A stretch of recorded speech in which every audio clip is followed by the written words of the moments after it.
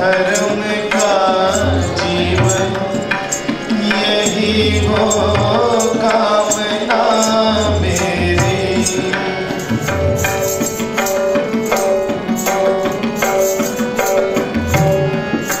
जीवन का ज्ञान मैं पाऊं, नियम जीवन का मैं जानूं।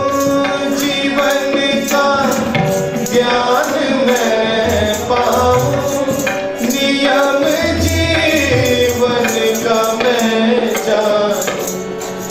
अभी सुध हो जीवन को यही हो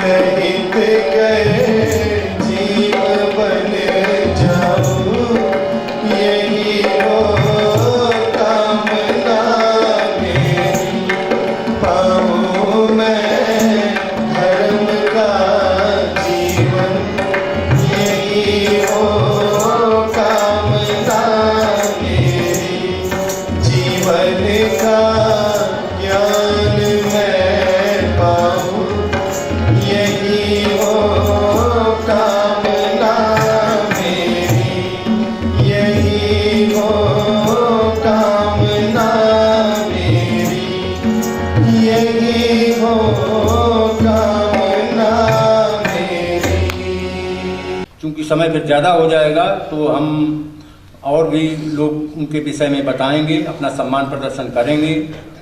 तो उसमें हम थोड़ा सा सभा का प्रारंभ करते हुए हम थोड़ा आपको बताना चाहेंगे कि जो देव समाज के कर्मचारी बनते हैं उनमें क्या क्या विशेषताएं होनी चाहिए, उनकी क्या योग्यताएं होनी चाहिए, वो हम इसमें प्रतिज्ञा दिया हुआ है। तो सबसे पहले जो उप कर्मचारी, देव समाज के उप कर्मचारी, तो माननीय श्रीमान जी देव समाज के उप कर्मचारी हैं। और जब मैं देव समाज में आया था, वैसे तो देव समाज में सेवक में 74 में बना था, लेकिन विकासालय में जीवन भेंट करके 1980 में आया था। तब मैंने देखा था, तब से 1980 से मैंने देखा, इसके पहले भी श्रीमान जी उप कर्मचारी थे, तब से लगातार उप कर्मचारी पद पर हैं और उप कर्मचारी पद का निर्वहन जिस योग्यता से करना चाहिए उससे भी अधिक योग्यताओं से कर रहे हैं। तो पहला नियम उप कर्मचारी हैं, लिखा है किसी विभाग के इंचार्ज। जब मैं विकासालय आया था 1980 में, तो माननीय श्रीमान जी धर्म विकासालय के प्रिंसिपल थे, एजुकेशन डिपार्टमेंट के इंचार्ज थे, विद्या विभाग के इंचार्ज थे। तो किसी पद में इंचार्ज होना चाहिए। और इस समय जो और आगे लिखा है किसी सामाजिक पत्र के ऑडिटर। तो जब हम आए थे तो उर्दू का अखबार चलता था, उर्दू के अखबार के ऑडिटर माननीय सेक्रेटरी साहब, वो इस समय बंद किया हुआ है किन्हीं कारणों से, क्योंकि उर्दू पढ़ने वाले ज़्यादा नहीं हैं। वो उर्दू के अखबार के ऑडिटर रहे हैं। इसके बाद पुस्तकें लिखने में, पुस्तकें भी लिखी हुई हैं, कई पुस्तकें लेक्चर देते रहे हैं सभाओं के, वो लेक्चर भी एक पुस्तक के रूप में, बुकलेट के रूप में है, कई लेक्चर्स हैं। और इस समय भी जो अपना जीवन पथ अखबार चल रहा है उसके ऑडिटर हैं। देव समाज समाचार पत्र निकलता है, वो हफ्ते में एक बार निकलता है, देव जीवन पत्र महीने में एक बार निकलता है। तो जो देव समाज समाचार है उसके भी प्रधान संपादक आप हैं। तो ये सारी योग्यताएं पूरी करते हैं। और अगली इसमें है जो मंत्री सेक्रेटरी, तो इस समय सेक्रेटरी भी श्रीमान जी हैं। तो जितनी योग्यताएं इसमें लिखी हुई हैं, लिखा है इनकी योग्यता रखते हों, तो सारी योग्यताएं श्रीमान जी के अंदर है। तो इसलिए कर्मचारी पद पर उन्नत करना, किसी को इसमें दिल में मलाल नहीं होना चाहिए कि गलत तरीके। कुछ लोग होते हैं सोचने वाले, श्रद्धा वाले, श्रद्धा से देखते हैं, और नीच घृणाकारी नीच घृणा से भी देखते हैं। श्रीमान जी बताया करते, कई बार सभा में सुना होगा कि इसमें रोज गार्डन में जो लोग जाते हैं, तो जो लोग फूल के शौकीन होते हैं वो फूल देखा करते हैं, क्या सुंदर फूल हैं। चील कौए होते हैं वो चूहे ढूंढा करते हैं, कहीं चूहा मिल जाए देखते हैं। तो ऐसे भी है। लेकिन जितनी योग्यताएं इस प्रतिज्ञा पत्र में दी है, सारी योग्यताएं श्रीमान जी के अंदर है। तो ऐसे योग्यताधारी, और इससे और आगे प्रतिज्ञाओं में आता है कि जो किसी प्रकार का पैसा देव समाज से न लेते हैं। तो माननीय श्रीमान जी न कोई वजीफा लेते हैं, न कोई मेडिकल एड लेते हैं, या किसी प्रकार का की फाइनेंशियल हेल्प कोई देव समाज से नहीं लेते। एक और इसमें है जो कर्मचारी कौन बनता है, जो अपनी सारी संपत्ति को, इसी में लिखा था कि सारी संपत्ति को देव समाज में लगा दो। तो जिन्होंने माननीय श्रीमान जी के जीवन के विषय में सुना है, वो तो इसके पूर्ण रूप से साक्षी हैं कि श्रीमान जी ने जब पढ़ते थे उसी समय से देव समाज में आ गए, पढ़ने के समय से, और विकासार्थी बन गए, मोगा में विकासालय में रहने लगे। अब और आगे थोड़ा हम बताते हैं कि आपके कैसे सम्मान के योग्य हैं, वो आप खुद देखना अपने सोच से क्या है। श्रीमान जी विकासार्थी बने, वहाँ विकासालय में श्रीमान डॉक्टर इकबाल सिंह जी भी रहते थे, वो भी कर्मचारी थे। उन्होंने डॉक्टर साहब ने ऐसा विकासालय के जो उच्च धर्म संबंधी से उन्होंने उनसे कहा ऐसा कि अगर कोई विकासार्थी हमारी लड़की के साथ शादी करने को तैयार हो तो हम उसके साथ शादी कर देंगे। जबकि डॉक्टर साहब डॉक्टरी भी करते थे, बहुत पैसे वाले भी। माननीय श्रीमान जी अपने साथ कुछ नहीं लाए थे, इसी तरह से बस साधारण रूप से आए, कोई पैसा नहीं था, कोई नौकरी नहीं थी, इंटेलिजेंसी जरूर थी। वो आप सब जानते हैं कितनी मानसिक शक्तियाँ विकसित हैं और विकसित हो गई हैं। तो डॉक्टर साहब श्रीमान डॉक्टर इकबाल सिंह जी ने अपनी बेटी बहुत ही सम्मान के बलजीत जी से शादी की। और चूंकि डॉक्टर साहब भी विकासालय में रहते हैं,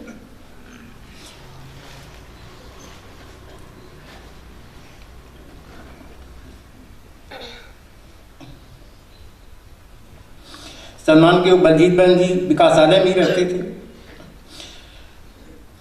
दोनों लोगों ने कर्मचारी बनने के लिए परीक्षा दी और दोनों लोगों ने एक साथ परीक्षा दी। दोनों लोगों ने पूरी किताबों की परीक्षा दी और उस समय ये था कि जैसे आज भी इनाम मिलता है जिसके अच्छे नंबर आते हैं, 80% मार्क्स में पास होकर परीक्षा दी और इनाम भी मिला। और पहले दोनों विकासालय में अभी तक जब से देव समाज शुरू हुई है, पहले श्रीमान जी ऐसे थे जो पति पत्नी दोनों ने विकासालय की परीक्षा दी। और प्रचार के क्षेत्र में भी पहली मिसाल ऐसी है, पहले जोड़े ऐसे थे जो दोनों उप कर्मचारी थे, दोनों लोग उप कर्मचारी बने। ऐसा अभी तक कभी कोई बना ही नहीं। तो ये योग्यताओं की बात है। अगर ऐसी योग्यता, श्रद्धा का अर्थ ये देखें योग्यता है उनके अंदर की नहीं। फिर इसके बाद अब हम देव समाज की बात करते हैं, त्याग की बात करते हैं कि कैसे त्याग, धन का क्या लगाव था। श्रीमान जी की जब शादी हुई तो शादी में केवल, आजकल ये गाड़ियाँ जाती ना, उस समय जीप चलती थी, एक जीप में केवल गए थे, एक जीप में पूरे बाराती गए थे, शादी करके आ गए। सम्मान के बलजीत बहन जी ने, मैंने खुद देखा है उनको, आप जिन्होंने सबने करीब करीब जो बुजुर्ग हैं उन्होंने देखा है, कोई भी जेवर नहीं पहनती थी, शादी में भी कोई जेवर नहीं पहना कभी कोई। हम तो 4 साल उनके साथ वहाँ विकासालय में रहे, इसके बाद में जब तक वो इस लोक में रही हम उनके साथ रहे, कभी भी कॉस्मेटिक लगाए हुए मैंने देखा है। कपड़े बिल्कुल सिंपल पहनना, पैसे के लिए कोई इधर का, मैंने चूंकि बाद में स्कूल में प्रिंसिपल भी हो गई थी, टीचर थी, प्रिंसिपल हो गई थी, फाइनेंशियली हेल्प लेने के लिए श्रीमान जी के लिए कोई ज़रूरत नहीं थी। जबकि मैं विकासालय में आया, मैं तो फाइनेंशियल हेल्प वजीफे के तौर पर अभी भी ले रहा हूँ, लेकिन श्रीमान जी इस पक्ष से दूर रहे। तो वो पक्ष भी श्रीमान जी का फाइनेंशियल पोजीशन से भी बहुत अच्छा है। और इससे और आगे जब हम और आगे देखते हैं कि सम्मान के योग श्रीमती बलजीत जी परलोक गमन कर गई, उसके बाद धैर्य और साहस पहले से और ज्यादा विकास किया। दुखी नहीं हुए, संबंधों में रहकर जब तक संबंध रहे तब तक बिल्कुल ठीक रहे, और उनके परलोक में जाने के बाद भी उनके साथ इतना घनिष्ठ संबंध रखा है। जो उनके घर में कभी जाएं, ऑफिस में जाएं, देखें कितना घनिष्ठ संबंध रखे हुए हैं और किस तरह से वो अपना संबंध महसूस करते हैं। अपने बच्चों के साथ कितना संबंध महसूस करते हैं और सारी देव समाज के साथ कितना संबंध महसूस करते हैं। जो लोग कुछ बीच में ऐसे, हमसे भी कई लोगों ने कहा, एक संतोष पांडे जी गवाह बैठे हैं, इन्होंने बताया था कि मैंने सुना था श्रीमान जी ऐसे हैं, श्रीमान जी ऐसे हैं, लेकिन जब मैं इनके संपर्क में आया तो कहते हैं जितनी बातें लोगों ने बताई थी सारी बातें झूठी थी, और वो बातें काउंसलरों ने बताई। तो गुमराह करने वाले बहुत लोग होते हैं, मिल जाते हैं, किसी को आगे बढ़ता हुआ देख करके मनुष्य का स्वभाव पैर पीछे खींचता है कि आगे क्यों बढ़ा जा रहा है, इसको चलो खींच लो पीछे, तो होते हैं ऐसे लोग।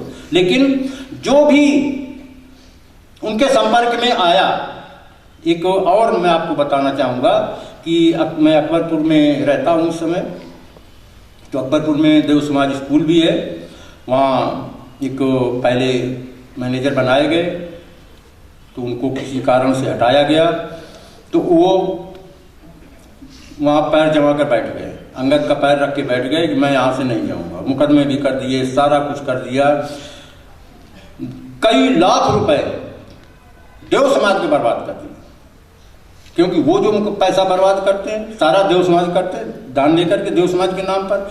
इधर से जो वकील करना सारा करना, देव समाज का पैसा नष्ट होता है। बहुत करीब 8 साल से सारा वो इतना विरोध पैदा कर रहे हैं, एक अखबार भी निकाल रहे हैं और बड़ी बुराइयां कर रहे हैं। उसके बाद भी श्रीमान जी से बीच बीच में मेरी बातें हुआ करती हैं। श्रीमान जी कहते हैं अभी भी अगर किशन सिंह चौहान आकर गलती एक्सेप्ट कर ले तो उसको अभी भी हम देव समाज से बिल्कुल नहीं निकालेंगे। ऐसा कोई नहीं कर सकता है। जो छुरा मारता हो, गालियां बकता हो, सत्यवती बहन जी अगर बैठी हूँ उनको आप पूछना, हमको कई बार बताती हैं कि हमारा रूप ऐसा उसने प्रदर्शित किया कि बिल्कुल रूप बिगाड़ दिया। मैंने इतने गंदे इल्जाम लगा दिए कि जितना सोच भी नहीं सकते थे, और ऐसे व्यक्ति को भी श्रीमान जी कहते हैं कि हम उसको एक्सेप्ट कर लेंगे। तो ऐसे गुणों से विभूषित विभूति का आज हम सम्मान करने जा रहे हैं। अगर इन गुणों को देखें आप हो तो आप खुद साक्षी देंगे कि ये इस पद के योग्य हैं। इसका थोड़ा सा हमने बताया कि इस योग्य हैं या नहीं। तो अब जो सेरेमनी होती है प्रतिज्ञाओं की वो आपके सामने की जाएगी। तो माननीय श्रीमान